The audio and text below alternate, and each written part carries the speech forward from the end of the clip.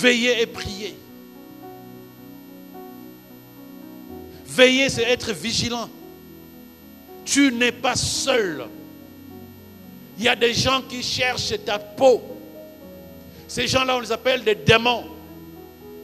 Il y a des gens qui cherchent ta peau, ta mort spirituelle et ta mort physique éventuellement. Ta destruction, ta pauvreté, ton manque, ton échec dans le mariage, dans le travail. Il y a des gens qui sont là que pour ça. Tu ne peux pas leur dire arrêtez. C'est leur ADN. C'est-à-dire qu'ils sont comme ça. À l'intérieur d'eux, il n'y a rien de bon. On les appelle des démons. Il n'y a rien de bon. Et il y a des êtres humains qui ont aussi développé des capacités juste par méchanceté, par jalousie, de vouloir que tu ne réussisses pas, que tu ne t'en sortes pas, tant dans le travail, aux études, au mariage, dans tout ce que tu as envie de faire dans tes projets. Il y a toujours quelqu'un autour de toi qui n'a qu'un seul désir. Toi, tu dors, toi, tu te promènes, toi, tu manges, toi, tu fais tout ce que tu as envie de faire. Autour de toi, il y a des esprits mauvais, il y a des hommes qui ont des pensées mauvaises, qui n'ont qu'un seul désir, de voir être détruit, ne pas réussir. Donc si tu n'es pas conscient que ta vie est d'abord spirituelle, tu vas te laisser emporter en disant demain je serai, demain je ferai, demain je dirai, demain je m'en frotte, demain... Non! Oui, il faut avoir des projets. Mais spirituellement, est-ce que tu es capable de te dire, hey, faisons attention. Parce que étant donné que la vie est spirituelle, je dois apprendre à regarder ma vie de manière spirituelle d'abord.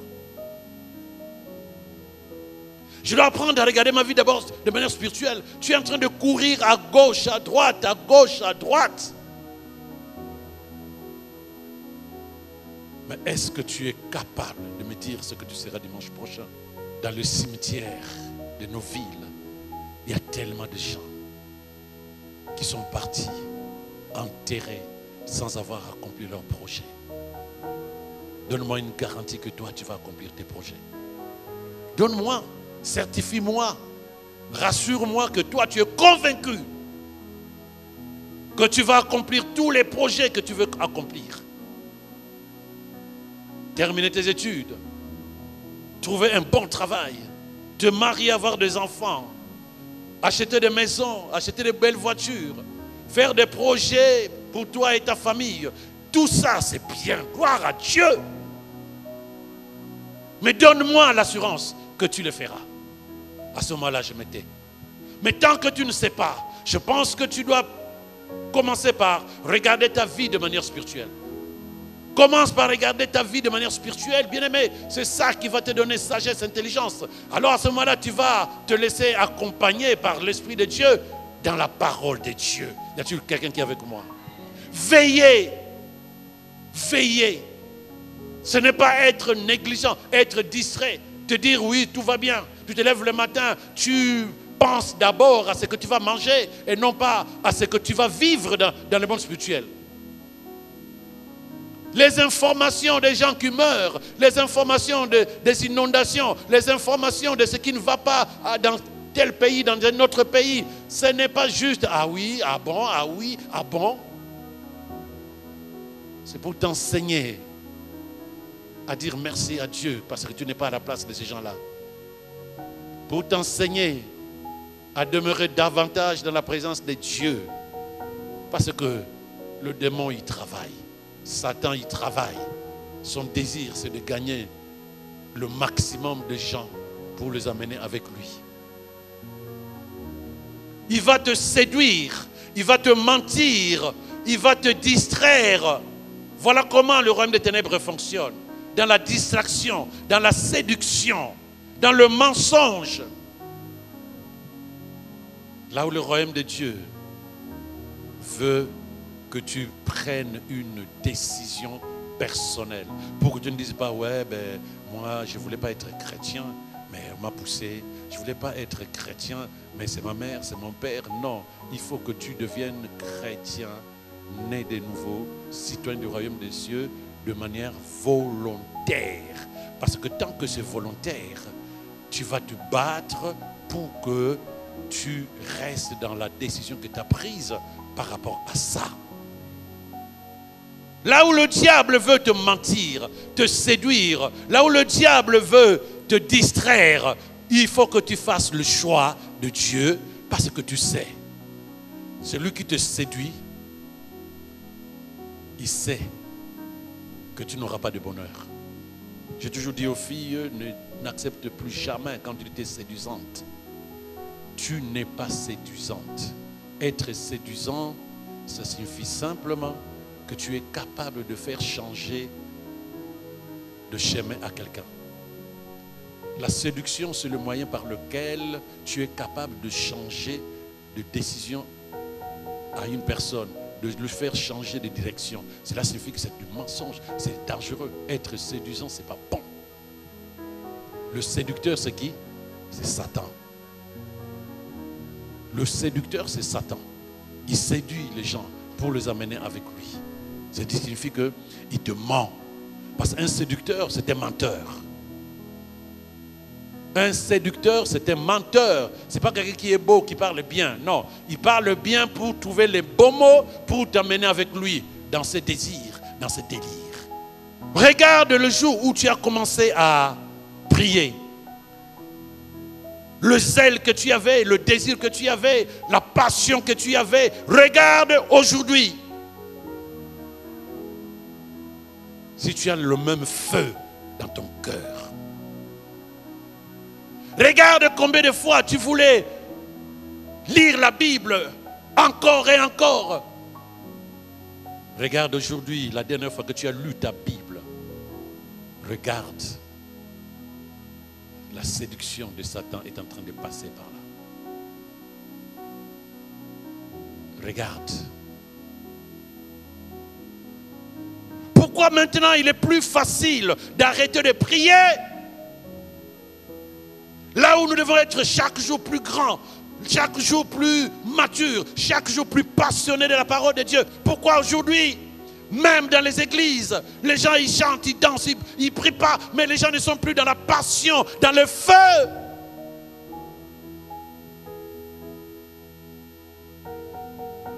Qu'est-ce que nous faisons dans les églises alors? C'est quoi cette histoire-là? Qu'est-ce que nous faisons dans les églises?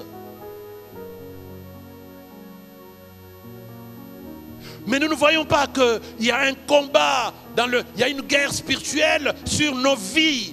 On ne sait plus voir ça. On est devenu tellement humain qu'on ne voit plus le spirituel.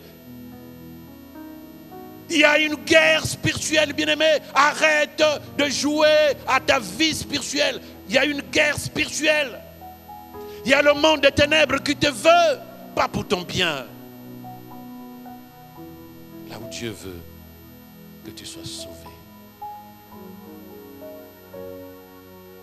Pose-toi la question, mais pourquoi je suis chrétien? Tu donneras 10 000 raisons, mon père, ma mère, de tout ça là. Mais toi maintenant tu es adulte. Pourquoi tu es toujours chrétien? Qu'est-ce que tu attends? Ou qu'est-ce que tu veux? Qu'est-ce que tu attends? Qu'est-ce que tu veux? J'étais en voiture, je ne sais pas quel jour, j'étais en train de penser à l'église, j'étais en train de penser à toi, à le Seigneur, à tous les membres de l'église, à toutes ces personnes qui sont là et ceux qui viendront. Je pensais, mais je n'avais pas quelque chose d'autre à l'intérieur de moi qu'une tristesse. Une tristesse. Je sentais à moi de la tristesse. C'est que il y a quelque chose.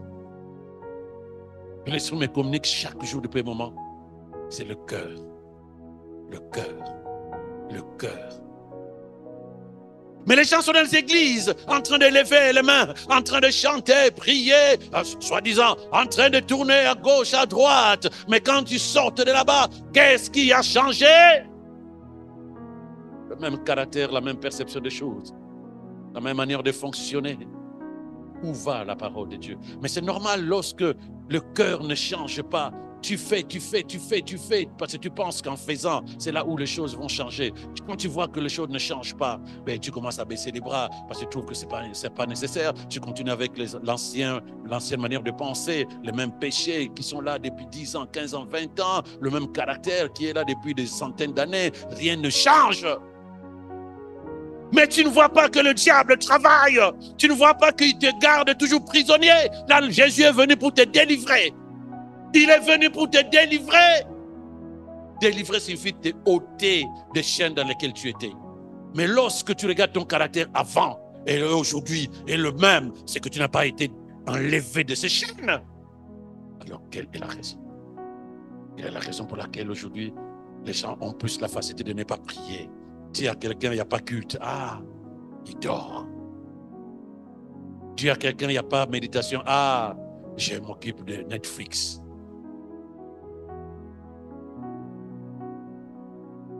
Tu ne vois pas que tu es en train de mourir. Oh, dis-moi que tu as 100 ans sur terre, ce n'est pas de cette mort-là dont je parle. Je parle de la mort spirituelle, bien-aimé. Je parle de la mort spirituelle. Écoute l'Esprit qui te parle. C'est fini. C'est fini. C'est ce que je suis venu te dire. C'est fini. On positionne la grâce de Dieu devant lorsqu'on pense être incapable. On n'est pas incapable. On est capable de prendre des décisions. On n'est pas incapable de changer. On n'est pas incapable de demeurer dans le Seigneur. On n'est pas incapable de dire à Satan non. On n'est pas incapable. Mais lorsque tu te promènes avec ce que tu penses être ton incapacité, le diable dit oui, dis-lui que tu es faible, dis-lui que c'est difficile, dis-lui que c'est impossible. Mais en temps, continue à fonctionner à l'église. Il est gentil, il est bon, il est miséricordieux. Et toi, tu te dis, dans 10 ans, je veux me convertir. Bien, bien, bien. Dans 5 ans, je vais arranger ma relation avec Dieu. Dans 3 mois, je vais régler ce problème pour enlever ce péché, pour enlever ce caractère. Pas du tout. Regarde ce verset. Jacques 4, verset 13 à 14. Et maintenant, écoutez-moi, vous qui dites aujourd'hui ou demain, nous irons dans telle ville, nous y passerons une année, nous ferons des commerces et nous gagnerons de l'argent. Eh bien, vous ne savez pas ce que votre vie sera demain. Vous ne savez pas ce que votre vie sera demain. Vous êtes en effet comme un léger brouillard qui apparaît pour un instant et disparaît ensuite. Tes projets, humainement parlant, te fait perdre de vue que ta vie est d'abord spirituelle. Tes projets personnels t'amènent matin, midi, soir à oublier que d'abord Dieu.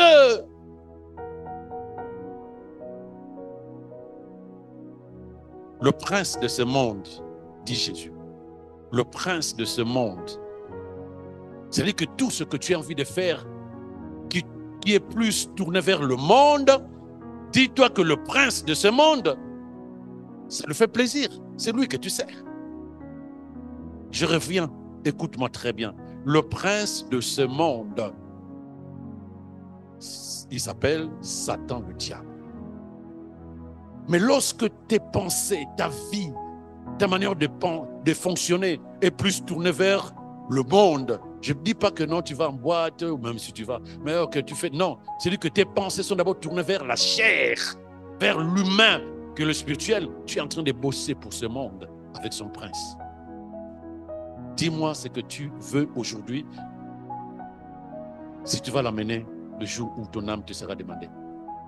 Tout ce qui occupe ton temps aujourd'hui, est-ce que tu vas amener cela le jour où ton âme te sera demandée? Tout ce qui prend ton temps, tu n'as plus envie de prier, tu n'as plus le temps pour prier, pour lire la parole de Dieu. Tout ce qui prend ton temps, dis-moi que tu auras à emporter tout cela le jour où ton âme sera demandée. Réveille-toi.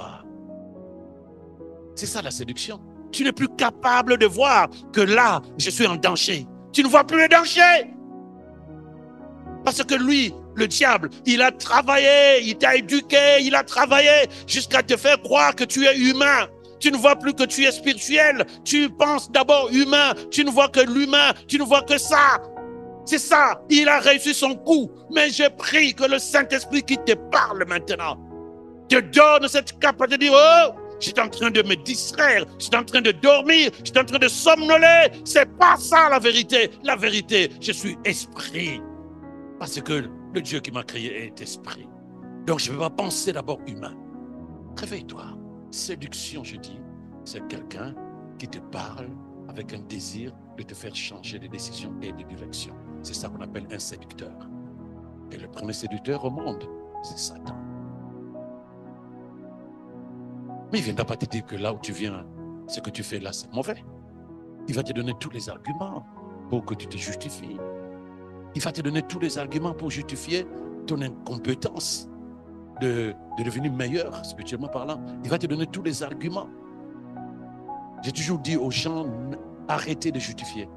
Dès que tu commences à justifier quelque chose, cette chose ne va pas changer. Arrête de justifier le fait que tu n'aies plus envie de prier.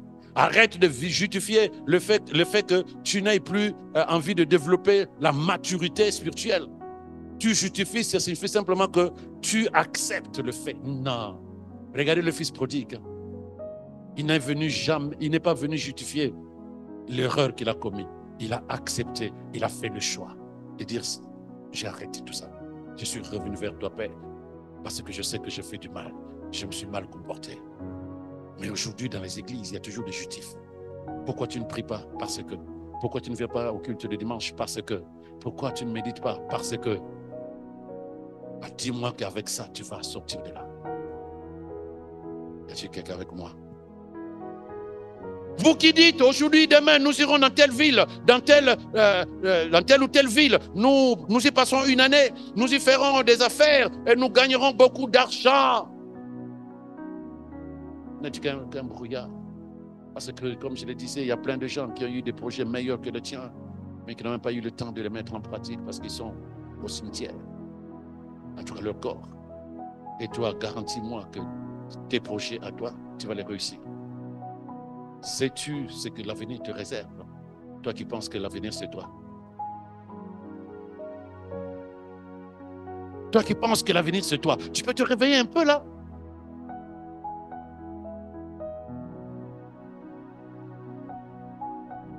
Luc 17, verset 26. On va le lire progressivement, ensemble. On peut le lire ensemble, bien-aimés. 1, 2, 3, go.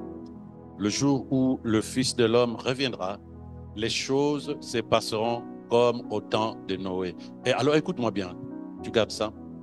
Il dit, le jour où le Fils de l'homme reviendra, les choses se passeront comme au temps de Noé. Mais ce qui est plus difficile pour nous, c'est d'abord de te poser la question, est-ce que moi, je vivrai jusqu'à ce que Jésus arrive ou je peux mourir demain? Parce que la fin du monde, c'est pas tout le monde là. Attends. C'est ça qui fait mal au cœur, je pense. Mais qu'est-ce qui te garantit, toi, tu seras là, vivant jusqu'à l'avènement de Christ? C'est possible, parce qu'on ne sait pas quand. Supposez que là où je suis en train de te parler, je ne termine pas ma prédication, il arrive. Es-tu prêt? Supposons juste, toi qui attends, je ne sais pas quoi d'abord pour que tu sois en phase avec la parole de Dieu. Toi qui attends, je ne sais pas quel projet à accomplir pour que tu deviens un bon chrétien. Toi qui attends que tu aies de l'argent pour que tu commences à être régulier à l'église. Toi qui attends que tu te maries pour que tu sois celui qui va se promener avec son homme ou sa femme à l'église. Supposez qu'aujourd'hui, avant que je ne termine, Jésus revient, il débarque. Es-tu prêt? C'est ça qui doit plutôt t'intéresser. Ou simplement, supposez que, en sortant, comme ça arrive à tout le monde, ça peut t'arriver aussi, tu as un accident et tu meurs. C'est aussi la fin de ton monde à toi. Es-tu prêt? C'est aussi la fin de ton monde. On est dans la séduction satanique. On ne voit plus tout cela. On ne voit que ce qui intéresse la chair. Je vais m'acheter un bon costume. Tu achètes, 4 mois après, je vais m'acheter un bon manteau. 4 mois après, je vais m'acheter une pizza. Tout ça, rien de spirituel, ce n'est que le corps. Le corps. t'a jamais dit merci. Jamais. Il s'impose à toi H24 parce que le corps, la chair, si tu veux, est utilisé par l'ennemi pour te déconnecter du spirituel, pour que tu ne penses plus qu'à ce qui est charnel. Qui t'a dit qui vous a dit que vous êtes nus? Voilà comment Satan a commencé. Il a déconnecté Adam et Ève. La Bible dit en haut là-bas que l'homme et la femme étaient nus, mais ils n'en avaient point honte. Mais jusqu'au jour où ils ont obéi à Satan, tout ce qui les intéressait, c'est quoi? C'est que leur corps devait être. Mais regardez bien, ce qui nous distrait aujourd'hui, c'est quoi? Ce n'est pas le corps. Ce qui nous intéresse aujourd'hui, ce n'est pas le corps. Quand est-ce que tu as pris 2 heures, 3 heures pour t'occuper de ton âme, comme tu le fais pour ton corps? On va faire des courses. 4 heures. On fait une course. 4 heures. 3 heures, lèche-vitrine pour regarder ce que je vais acheter dans le sol de ce moment-là. Quand est-ce que tu as pris 2 heures pour t'occuper de ton âme? Quand est-ce que tu as pris 2 heures? Allez, 1 heure. Tant que ce ne soit pas l'église, tu t'assois avec ta Bible et le Saint-Esprit, tu dis, maintenant, c'est mon esprit que je veux nourrir. J'ai assez nourri mon corps qui m'a jamais dit merci et qui va demeurer parce que mon corps, c'est la chair, mon corps, c'est le sable, mon corps, c'est la terre, c'est l'argile. Je veux abandonner ce corps, il va plutôt m'abandonner. Il va m'abandonner. Lorsque mon âme me sera appelée, le corps dira, moi j'ai fini. Mais tout ce que je fais pour mon corps, ça a de l'impact sur ma vie spirituelle. Tout ce que je fais pour mon corps, ça a de l'impact sur ma vie spirituelle et sur mon éternité. Je parlais il y a quelques semaines, Dieu. Je parlais avec une dame au téléphone qui a des problèmes avec son couple, avec son mari. Encore et encore, on ne parle qu'à ça. Je me marie, de toute façon, je vais me marier. Lui, il pense que quoi? De toute façon, il y a tellement de choses que j'entendais hier de manière normale. Aujourd'hui, je n'ai plus. Ça me fait mal parce qu'on perd du temps. On perd du temps avec ces choses-là. Elle parle, elle parle. Je lui dis, tu vas te marier quand? Oui, mais dès qu'on termine avec cette histoire-là, moi, je vais trouver un homme, je vais trouver un pasteur, je vais trouver un homme. J'ai dit, je suis d'accord. Mais quand? Parce que si tu mourrais ce soir. Ah, ne dis pas ça. Je dis, si. C'est une supposition. Mais une supposition peut se vérifier. Si tu mourrais ce soir, tout ce que tu fais comme projet, dans l'eau, pire, avec la colère, la frustration que tu as, la haine, la rancœur que tu as à l'intérieur de toi, l'éternité, tu ne l'as pas. Donc tu fais le choix de jouer à ce jeu-là comme un être humain qui n'a pas d'éternité, qui n'a pas de vie spirituelle, ou de te dire, je mets de l'ordre. J'ai perdu avec un homme, mais je n'ai pas perdu, je ne vais pas perdre Dieu.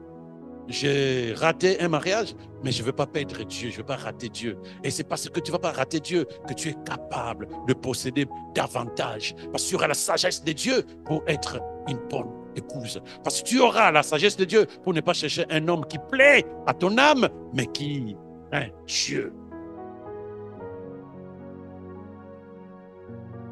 Je parlais pendant presque 45 minutes. J'ai béni le Saint-Esprit qui lui a permis de m'écouter. Elle me dit, pasteur, je te remercie. Je te remercie pour ton message. Je te remercie pour le temps que tu as pris pour moi. Lorsque je priais pour elle, écoute-moi, toi qui m'écoutes là. Lorsque je priais pour elle au téléphone, je sentais qu'elle pleurait. J'entendais comment on appelle ça encore? Quelqu'un qui suffoquait parce que des pleurs. Je termine. Et je lui pose la question, est-ce que tout va bien? Elle me dit, pasteur, je refuse que mes enfants et mes parents meurent sans Jésus. Parce que moi, pendant que tu priais, j'ai remis de l'ordre dans ma relation avec lui. Mais la seule pensée que j'ai eue, c'est que l'Esprit m'a communiqué. Et si toi, tu as le paradis, et tes parents, et tes enfants, 2 garçons qui ne vont même pas à l'église. Il dit, je refuse d'avoir l'éternité sans mes parents, sans mes enfants. Tu as déjà pensé à ça, toi, bien-aimé? Tu as déjà pensé que toi, tu te dis, je suis sauvé, et que juste à côté de toi, dans ta propre famille, le même sang biologique, il y a des gens qui vont aller en enfer.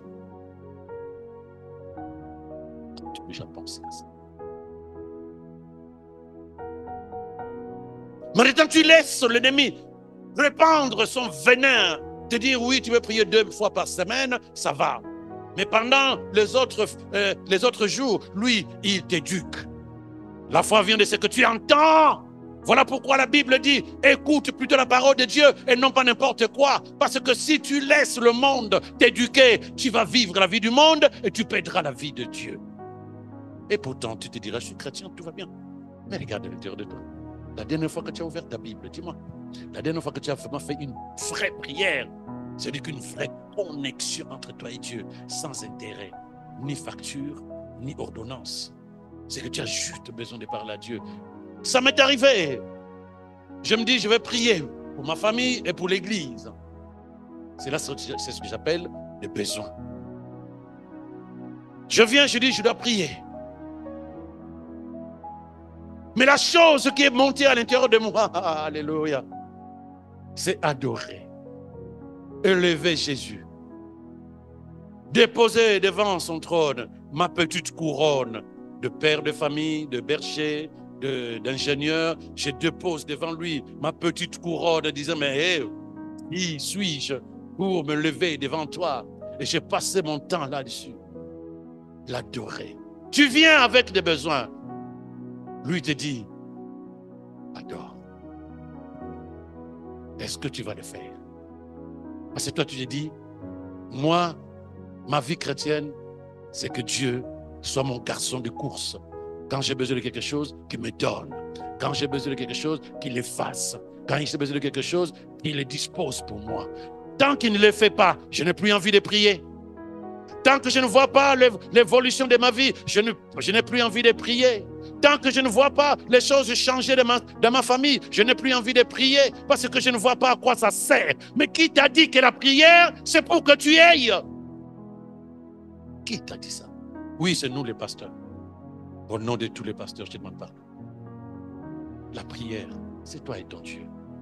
Conversation. Chaque fois que tu converses avec quelqu'un que tu aimes, tu attends qu'il te donne quelque chose. Pourquoi Dieu c'est ça? Tant qu'il ne fait pas, je ne prie pas. Tant que je ne vois pas où ça m'amène, je ne prie pas. Tant que je ne vois pas le changement, je ne prie pas. Mais le changement, c'est toi qui décides. C'est toi qui décides sur le changement. Tu as sa parole, tu as son esprit, tu as le nom de Jésus. Mais pour que quand tu pries, tu n'as pas besoin de t'asseoir là en disant je vais prier pour que Dieu me donne un mari, pour que Dieu me donne un travail, pour que Dieu me... Non. Je vais prier parce que j'ai envie de passer du bon temps avec mon Dieu. Tant que tu n'as pas ça à l'intérieur de toi, tu vas arrêter de prier si ce n'est pas déjà fait. Et c'est là où tu vas courir, chercher des prophètes et des pasteurs pour prier pour toi. Mais qui t'a dit que ce qui est en ton cœur, il faut que quelqu'un le dise? Eux, ils prient pour toi, pour régler ton problème. Donc toi, tu n'as pas envie de parler à ton Dieu. Tu attends juste que quelqu'un te fasse à manger. Tu manges et tu attends encore que tu aies faim. Tu manges, tu attends encore que tu aies faim. Ça, on appelle ça un enfant. Parce qu'un enfant ne sait pas cuisiner. Un enfant ne sait rien. Un enfant entend tout des adultes. Toi, tu es un adulte ou un enfant dans le monde spirituel. Qui est Dieu? Pourquoi tu n'as plus envie de Dieu? Pourquoi tu n'as plus envie de Dieu? Même si tu es là avec moi, même si tu es sur Internet, pourquoi tu n'as plus envie de Dieu? Pourquoi ça ne t'épargne plus? Cette passion que tu avais avant. Le jour où le Fils de l'homme reviendra, les choses se passeront comme au temps de Noé. Verset 27. Lisons ensemble. Les gens mangeaient, buvaient, se mariaient et étaient donnés en mariage jusqu'au jour où Noé entra dans le bateau. Alors vint le déluge qui les fit tous périr. Qu'est-ce qu'ils ont fait que nous ne faisons pas? Nous faisons la même chose. Nous mangeons, nous buvons, nous nous marions nos enfants, nous achetons, nous vendons. C'est la même chose que nous faisons. Peut-être nous faisons plus même que eux. Veillez. Parce qu'eux, ils n'ont pas veillé. Ils ont été surpris par la pluie. Il y a certains qui ont vu Noé construire l'arche. Ce qui m'a toujours plu chez lui, c'est sa foi. On te parlera de la foi de la femme à la perte de sang. On te parlera de la foi de Anne. On te parlera de la foi de Bartimée. Mais rarement on te parle de la foi de Noé. Comment tu vas construire l'arche dans un pays désertique? Il n'y a pas d'eau. Il n'y a pas d'eau. Mais on lui dit, construis l'arche. Seigneur, je vais construire l'arche. Donc, il y a eu des moqueries. Parce que les gens se disent, mais qu'est-ce qu'il fait là, Noé? Moi, je t'ai dit que Noé, il y a des boulons qui manquent dans sa tête. Mais il dit, je vais faire ce que Dieu me demande. N'oublie pas, pays désertique, il n'y a pas du bois qui se promène comme c'était dans la forêt équatoriale. Il doit aller chercher du bois ailleurs. La foi. Quand Noé construisait son arche, il n'y avait pas d'eau. Il ne s'est pas laissé distraire. Veillez. Est-ce que tu es capable de construire aussi ton arche? C'est que Dieu te demande d'être et de faire. C'est que Dieu veut que tu sois. Au lieu de te laisser distraire par les gens qui vont se moquer de toi. Parce que chacun a sa vie. Chacun a son histoire. Les gens mangeaient, nous mangeons. Buvaient, nous buvons. Se mariaient, nous nous marions. Et mariaient leurs enfants. Bref, ils étaient occupés comme nous. Nous sommes occupés.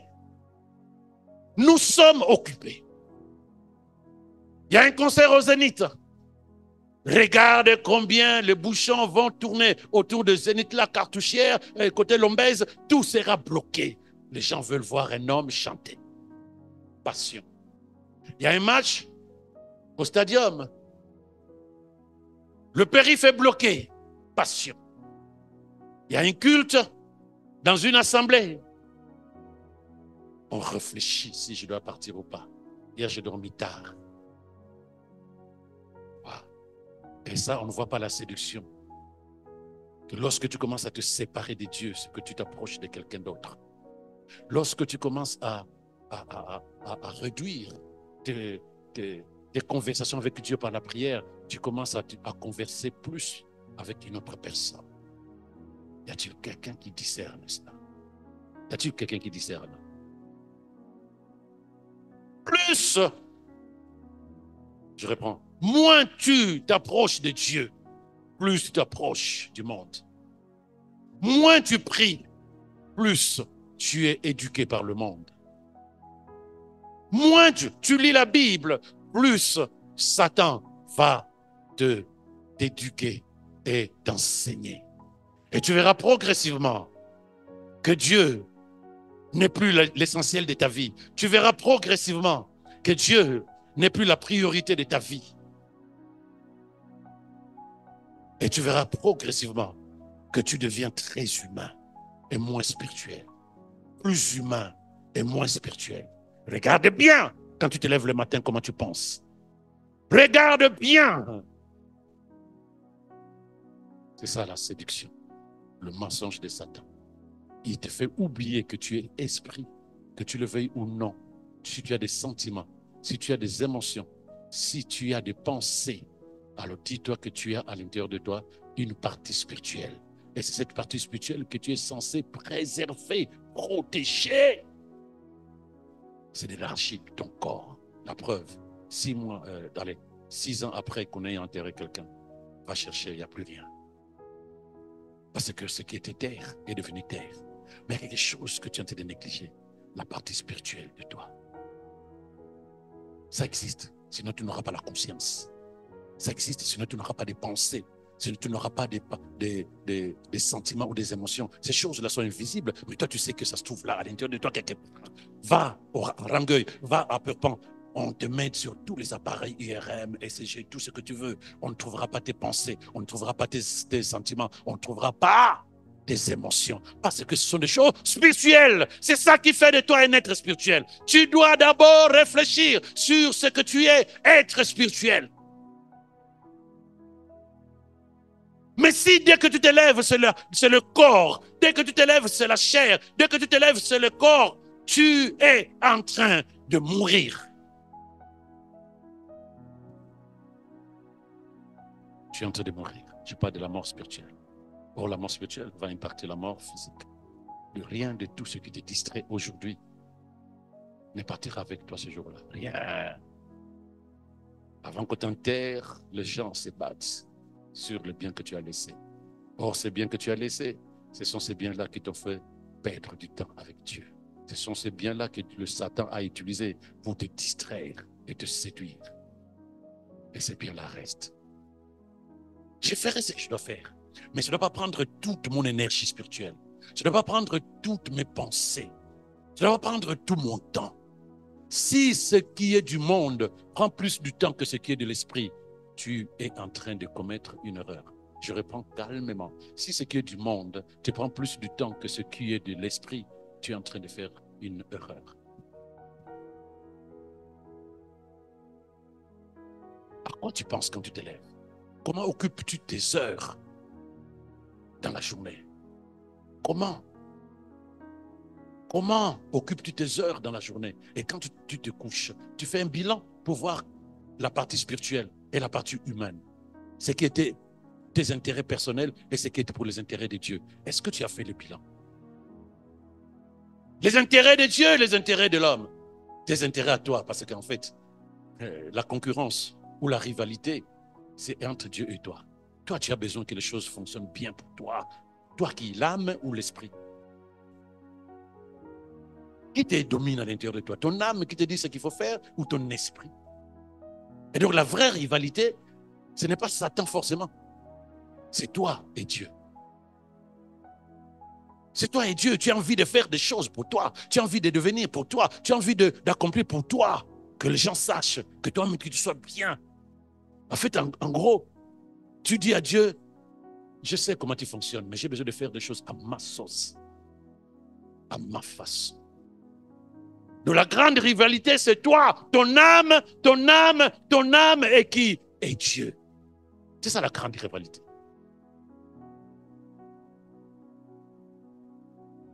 Tu es occupé.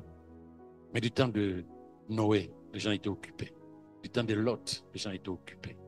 Du temps de l'avènement de Christ, les gens sont occupés. C'est fini. Tu dois arrêter d'attendre ou de vivre avec la grâce de Dieu. Où tu te dis, Dieu est bon. Il est bon. Il me laissera le temps de remettre de l'ordre dans ma relation avec lui. Il est bon. Il me donnera la force d'arrêter cette manière de penser. Il est bon. Il ne peut pas permettre que je meure sans le connaître. Qu'est-ce qui influence ta manière de penser? Qu'est-ce qui influence ta manière de parler? Qu'est-ce qui influence tes actions? Qui domine? Qui te donne des ordres à l'intérieur de toi? Qui te donne des ordres? Ton corps, ton âme ou l'esprit? Parce que l'esprit sera connecté au Saint-Esprit et à la parole. Mais qui te donne des ordres? Pourquoi tu es toujours dans ces choses-là qui ne s'en vont pas?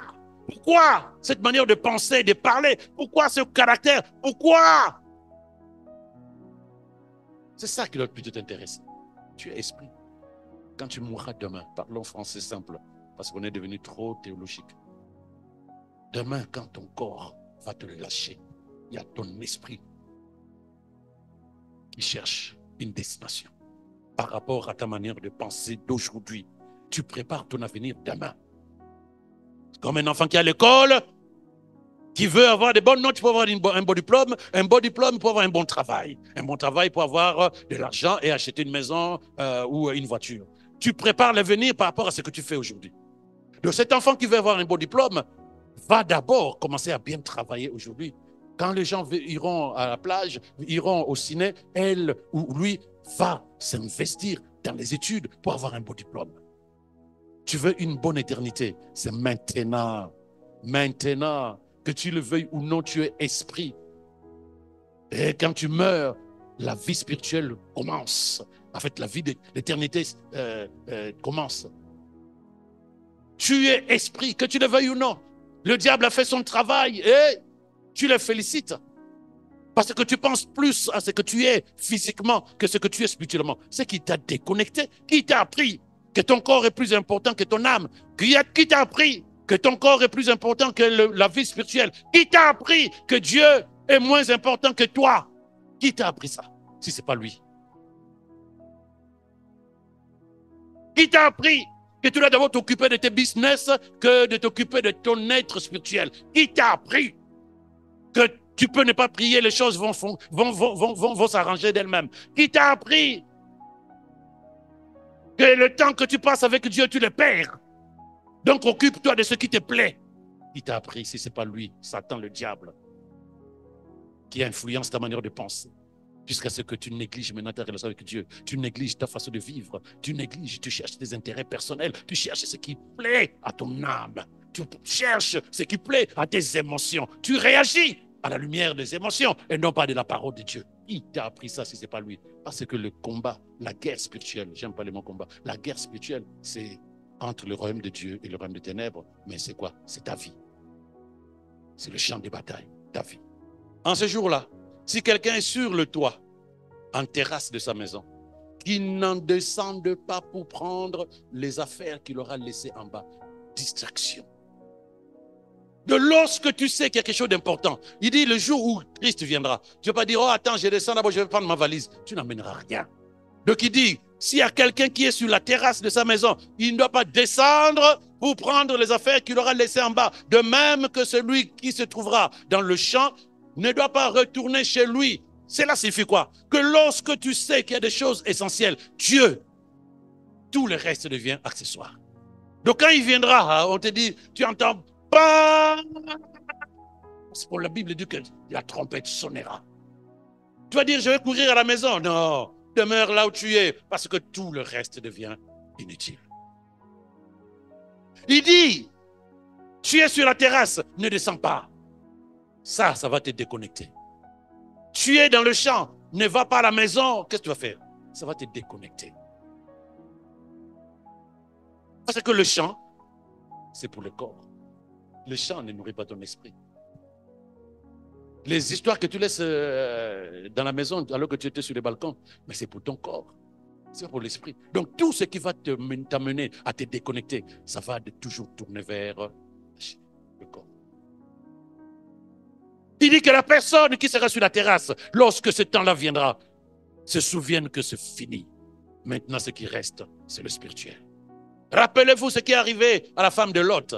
Lot et sa famille, on le fait sortir de Sodome et Gomorrhe. On les fait sortir, mais la femme est restée dans les occupations, dans les intérêts de la chair. Qu'est-ce qu'elle cherchait derrière? On leur a dit, ne tourne pas ton regard derrière. Mais c'est spirituel. Lorsque tu fais le choix de suivre Christ, ne tourne pas ton regard vers la vie des autres, vers la vie du monde, vers ce que tu as fait, soi-disant ce que tu as été. Quand j'étais, les hommes tombaient sur ma route comme des mouches.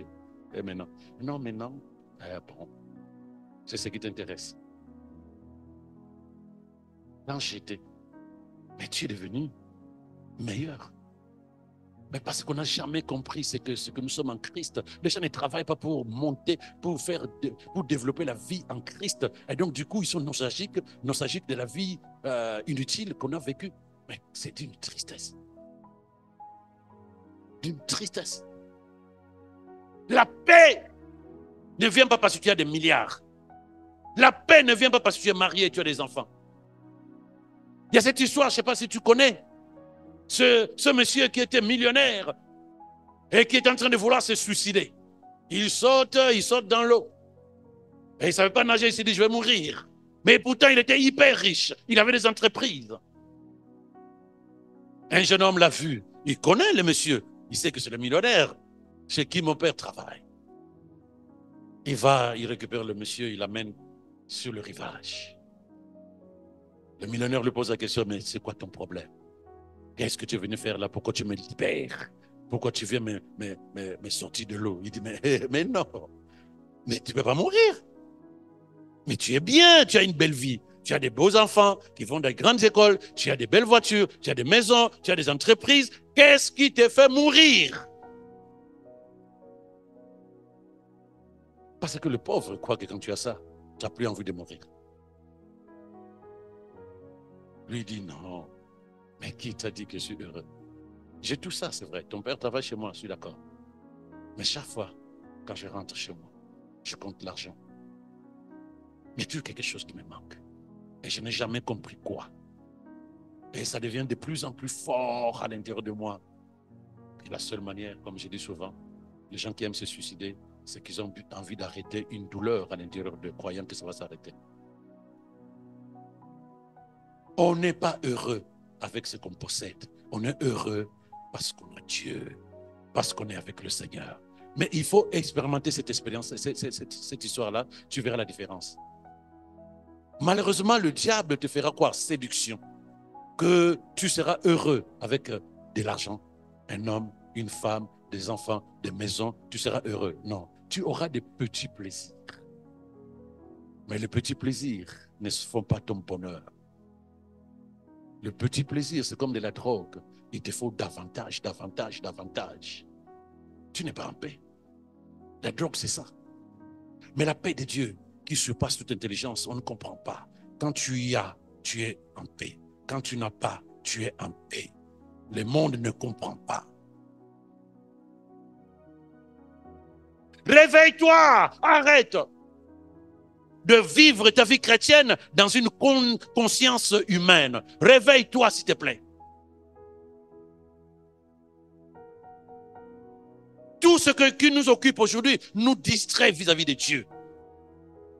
Je répète, la dernière fois que tu as passé du beau temps avec Dieu, 1 heure, 2 heures, seul à seul, pendant que tu le fais sur WhatsApp avec des amis, pendant que tu le fais au téléphone, pendant que tu le fais, je ne sais pas comment, avec des amis, des personnes qui te sont chères, tu te réveilles le matin, tu parles. Tu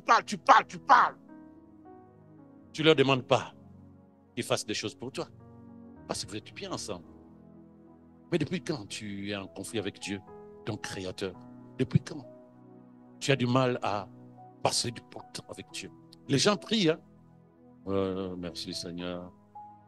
Merci pour la vie que tu m'as donnée. Et ton nom soit glorifié. Parce que je sais que tu es mon Dieu.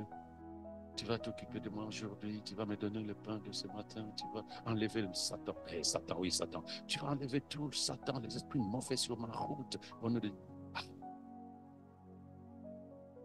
Et tu es fier de toi. Et tu vas dire, c'est les amis, quand je me suis levé, j'ai prié, et puis je suis sorti, je me disais, tu as prié. Ça veut dire, tu n'as pas honte. Tu as prié, là, tu as prié. Conversation. C'est de manière permanente. De temps en temps, un petit texto à Dieu. Seigneur, merci. Hein. Et les anges disent, waouh, ça c'est vraiment une fille de Dieu. Elle est toujours attachée à son Père. Mais toi, quand tu te lèves pour passer 30 minutes de prière, c'est parce qu'il y a un souci, parce qu'il y a un problème, parce qu'il y a une situation. Oh Seigneur, c'est toi qui es dans ta parole. Je vous donne la paix. Seigneur, c'est toi qui as dit dans ta parole. Par ces méclissures, nous serons guéris. Seigneur, mais arrête un peu. Il a dit et puis quoi?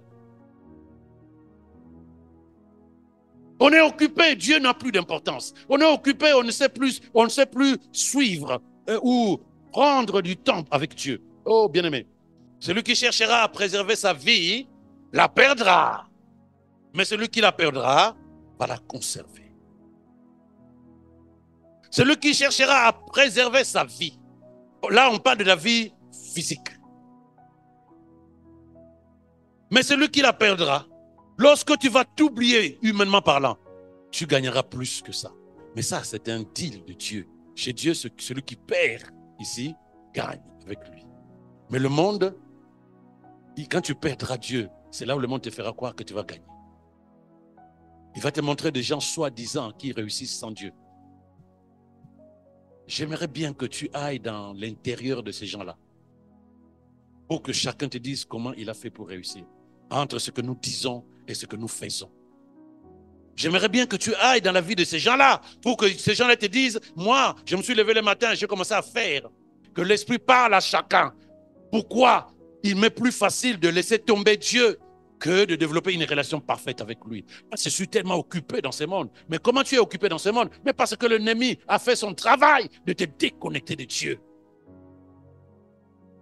Tu as tellement d'envie des choses que tu t'attends à ce que Dieu le fasse pour toi. Mais quand tu penses que Dieu n'a pas fait, il est facile de pouvoir te libérer. Tu cherches un diététicien parce que tu veux perdre du poids. Et 6 mois, tu n'as même pas perdu 1 gramme. Tu vas continuer avec lui. Non, tu changes. Mais Dieu n'est pas un diététicien. Dieu, c'est ton créateur. Y a-t-il quelqu'un avec moi? Dieu, c'est ton créateur. Quelle est la chose la plus importante pour toi aujourd'hui?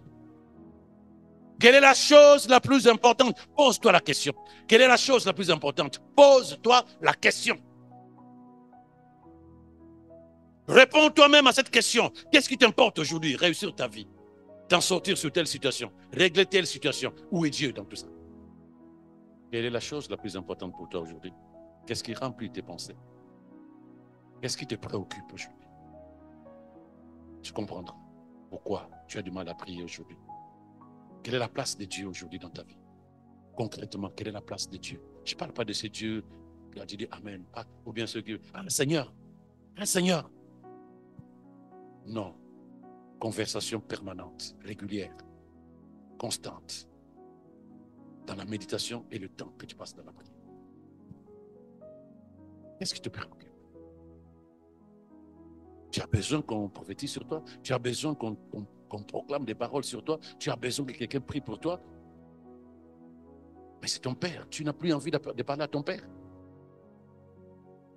C'est ton père. Tu n'as pas envie de plaire à son cœur. C'est ton père, c'est ta source. Tu n'as pas envie de réjouir son cœur en faisant des choses meilleures pour lui. Parce que depuis un temps, tu ne fais que ce qui te plaît et ce qui plaît au monde. Tu ne fais que ce qui te plaît et ce qui plaît au monde. Parce que ce qui te plaît, c'est l'âme. Et l'âme, c'est ton corps, c'est la chair. Et la chair, c'est le monde de ténèbres. Chez nos amis les musulmans, 5h45, je pense, il y a le chant du muezzin, l'appel à la prière. Et les gens se lèvent, ils vont à la prière. Même quand on grandissait, nos parents, en tout cas ceux qui ont vécu dans des familles normales, se levaient vers 6h pour aller à l'église, catholique, protestant. Les évangélistes ne font plus ça. En tout cas, je ne pense pas que les évangélistes savent se lever le matin pour aller à l'église. L'appel à la prière. Tu as besoin qu'on mette une sonnerie. Ding dong, lève-toi pour la prière. La consécration de ta journée. L'action de reconnaissance que tu as vis-à-vis de Dieu. Parce que tu as bien dormi et que tu as une journée que tu peux consacrer à Dieu. Tu as besoin que quelqu'un se lève pour t'appeler à la prière. Et même s'il y en avait, quelle garantie tu vas donner que tu vas aller? Si tu ne peux même pas te lever là dans ta chambre pour prier, pourquoi penses-tu que tu prendras ta voiture, ton train, ton transport pour aller là où se passe la prière? Si toi-même tu te lèves difficilement de ton lit et quand tu te lèves, toilette, céréales, travail ou école ou je ne sais pas quoi, est-ce que tu as besoin d'un appel à la prière? Toi qui cherches des enseignements qui plaisent à ton âme, depuis le temps que tu suis ces enseignements, est-ce que tu as réglé le problème de ton caractère? Non. As-tu réglé le problème de ton cœur? La colère, le mensonge, la rancœur, le manque de pardon. Tu as réglé ça depuis? Est-ce que vous ne voyez pas que tout ce que on nous enseigne aujourd'hui, quel que soit le pasteur, les gens deviennent imperméables à la parole de Dieu. Les gens deviennent imperméables à la parole de Dieu. On écoute encore et encore. Mais tu ne vois pas les gens changer radicalement leur vie.